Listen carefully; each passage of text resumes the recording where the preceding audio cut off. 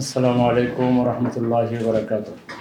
এতদিন যে জায়গায় ছিলেন সেই জায়গাটা ছিল থিওরিটিক্যাল, টোটালি থিওরিটিক্যাল। কিছু থিওরি শিখেছেন আর পড়ালেখা যাই শিখেছেন সেগুলো কতগুলো থিওরি, সেটার বাস্তব দিকটা প্র্যাকটিক্যালটা শুরু হলো যেদিন থেকে বিদায় নিয়েছেন সেদিন থেকে।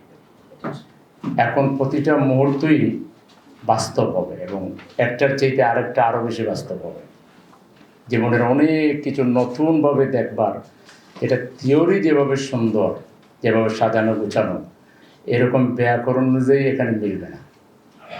জীবনের অনেক স্বপ্ন, অনেক আশা আকাঙ্ক্ষা এখন ফিকে হয়ে যাবে। সব চিন্তাকে মাটির সাথে মিশিয়ে দিয়ে তাওয়াক্কাল তো আল্লাহর উপরে যদি দৃঢ়ভাবে থাকা যায় এবং সবর করা যায়, ইনশাআল্লাহ পথ পাওয়া যাবে এবং খুব সহজ পথ পাওয়া যাবে। তা আমি প্রথমে বলবো যে কয়েকটা জিনিস সিদ্ধান্তে ভুল করা যাবে না, আল্লাহর সাহায্য চাইতে হবে। ভুল তো আর নিজেকেও ইচ্ছা করে না, ভুল হয়ে যায়। এক নম্বর হলো জীবন সাথী নির্বাচনের ক্ষেত্রে আল্লাহ রসুলের ওই হাদিস অনুযায়ী চারটা বিষয় আছে। সবচেয়ে আল্লাহ রসুল পছন্দ করেছেন কোন বিষয়কে? দিনদারিতা। এটাকে প্রায়োরিটি দিয়ে এখানে ভুল করলে সম্পূর্ণ এলোমেলো হয়ে যাবে, একেবারে অন্যরকম এক বিপ্লব ঘটে যাবে, যেখানে আর এখান থেকে রেহাই পাওয়া বড় কঠিন হয়ে যাবে। খুব বেশি করে আল্লাহর কাছে সাহায্য চাইতে হবে, এখানে যেন কোনো ভুল না হয়। আল্লাহকে বলতে হবে যে আল্লাহ আপনি যেটা পছন্দ করেন, আপনি তো আমার সবচেয়ে বেশি করলাম কেন, অর্থাৎ আপনি পছন্দ করে আপনার পছন্দনীয় জীবন সাথী আমার জন্য ব্যবস্থা করে। এবং এই জায়গায় ভুল করা যাবে না, আবার দেরিও করা যাবে না। অনেক টাকা পয়সা রোজগার করে সুন্দর সুন্দর সোফা টোফা কিনে ঘর টর সাজাইটা যাইয়া এরকম যারা করে, তারা লাইফের একটা বড় সময় নষ্ট করে ফেলে। এটার জন্য তাদেরকে পরে পস্তাতে হয়। আল্লাহর উপর ভরসা করে এখন থেকে খোঁজা শুরু করে দিতে হবে। ব্যাস, কিছুই জায়গা না বলে একটা রুম, একটা বাথরুম থাকলে, একটা খাট থাকলে এনাফ ইজ এনাফ। খুব সুন্দর সোফা সেট, খুব সুন্দর রুম ডেকোরেটেড করা, এরকম লাইফ শুরু করতেই হবে। এটা যদি কারো ফ্যামিলিগত থাকে আগে থেকে, ওয়েল অ্যান্ড গুড, কোনো অসুবিধা নেই। কিন্তু যদি না থাকে তাহলে ওঠার জন্য কোনো লেট করারও কোনো দরকার নাই। 2 নম্বর হলো চাকরি অথবা ব্যবসা, কোনো একটা কিছু দেরি না করে শুরু করে দিতে হবে, একদম দ্রুত শুরু করে দিতে হবে। বেকার থাকা মানে হচ্ছে হতাশা আসা, ঠিক আছে? কোনো বেকার সময় কাটানো যাবে না, যেখানেই পাওয়া যায় সেখানে শুরু করে দিতে হবে। শুরু করে কিছুদিন চলতে হবে অভিজ্ঞতা অর্জনের জন্য। অভিজ্ঞতার কোনো বিকল্প নেই। হুটহাট করে জায়গা চেঞ্জ করা যাবে না। যে একটা চাকরি পেলাম, হতে পারে যে বেতন কম, ছোট পদ, কিন্তু ওখানেই কাজ করেই অভিজ্ঞতা সঞ্চয় করতে হবে।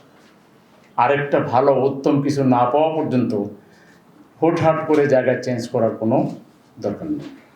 এরকম যারা তাড়াহুড়ো করে আগে তড়া প্রবণতা যারা দেখায়, তারা আলটিমেটলি শেষে ক্ষতিগ্রস্ত হবে। এটা হলো সেকেন্ড কথা। আর থার্ড হলো যে আন্দোলনের কোনো ব্রেক যাতে না হয়। শিবিরে ছিলেন, যেমন জামাতে এসে আস্তে আস্তে একটু কর্মী হয়, তারপরে আস্তে আস্তে এই যারা করেছে এরা অনেক পিছিয়ে গেছে। বায়াতের কর্মী হওয়ার জন্য এখন থেকে প্রস্তুতি নিয়ে নিতে হবে। আর ফোর্থ কথা আমার, এবং লাস্ট কথা আজকের জন্য, সেটি হলো জামাত ইসলামী ওয়েট করতেছে একজাত তরুণ নেতৃত্বের জন্য। আজকে বাংলাদেশ সবচেয়ে বেশি সাফারার হলো নেতৃত্বের দিক থেকে। আজকে পলিটিক্যাল পার্টিগুলোর মধ্যে সেরকম কাঙ্ক্ষিত নেতৃত্ব নেই। জামাত ইসলামের প্রতি মানুষের এখন আকর্ষণ দুর্নিবার আকর্ষণ। এই জন্য এখানে যারা আমার সামনে উপস্থিত, আগামী দিনের ফিল্ডের চৌকস নেতা হিসাবে, দায়িত্বশীল হিসাবে আমরা পাবো ইনশাআল্লাহ। আল্লাহ তাআলা আমাদের সবাইকে, যে আন্দোলনে আমরা জান্নাতে যাওয়ার স্বপ্ন নিয়ে এসেছিলাম, জীবনের শেষ মুহূর্ত পর্যন্ত শয়তানের ওয়াসওয়াসা থেকে মুক্ত থেকে, নফসানিয়াত থেকে মুক্ত থেকে, তাকওয়ার ভিত্তিতে, আখিরাতের সফলতার চেতনার ভিত্তিতে জান্নাতে যাওয়ার দুর্নিবার আকর্ষণ নিয়ে আমরা যিনি আন্দোলনে সব সময় সক্রিয় থাকতে পারি। নিষ্ক্রিয়তা থেকে যেন আল্লাহ তাআলা আমাদেরকে হেফাজত করেন। আল্লাহ তাআলার কাছে আমরা সবাই সেই তৌফিক কামনা করব। আর জামাত ইসলামীতে একজাক এই তরুণ নেতৃত্ব শিবিরের পক্ষ থেকে উপহার দেওয়ার জন্য প্রথমে শিবিরের কেন্দ্রীয় সভাপতিকে আমার পক্ষ থেকে আন্তরিক মোবারকবাদ, আর সাথে সাথে আপনাদের সবাইকে আমি স্বাগতম জানাচ্ছি। আল্লাহ তাআলা আমাদের সবাইকে তৌফিক দান করুন। সবাইকে অনেক অনেক শুকরিয়া। মা তৌফিক ইল্লা বিল্লাহ। আসসালামু আলাইকুম ওয়া রাহমাতুল্লাহি ওয়া বারাকাতুহু।